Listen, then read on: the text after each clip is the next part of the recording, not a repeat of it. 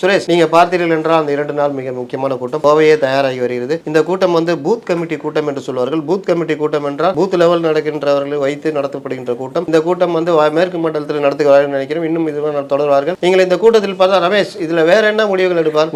Committee உறுப்பினர்கள் கூட்டத்தில் booth committee உறுப்பினர்கள் மட்டுமே கலந்து கொள்ள வேண்டும் என்று உத்தரவிடப்பட்டிருக்கிறது. அந்த உத்தரவினை பார்த்தீர்கள் என்றால் அந்த கட்சியினுடைய பொதுச் செயலாளர் விளங்குகின்ற திரு புசி ஆனந்த் அவர்கள் அறிக்கை மூலம் தெரிவித்துள்ளார் என்பதை இங்கே நாம் சொல்லிக்கொள்ள விரும்புகிறேன். அதே நேரம் இந்த கமிட்டி கூட்டத்தில் தான் மிக முக்கியமான முடிவுகள் இருப்பாய். அது என்ன சுரேஷ், அது என்னன்னா பாத்தீங்கன்னா ரமேஷ், இந்த மாதிரி அடுத்து நம்ம என்ன யார் கூட்டணி சேரலாம் என்று பார்க்க ஒரு முக்கியமான முடிவை எடுக்க இருக்கிறார்கள் என்று தெரிய வருகிறது. இந்த ஆலோசனை கூட்டத்தில் விஜய் கலந்து கொள்வாரா சுரேஷ்?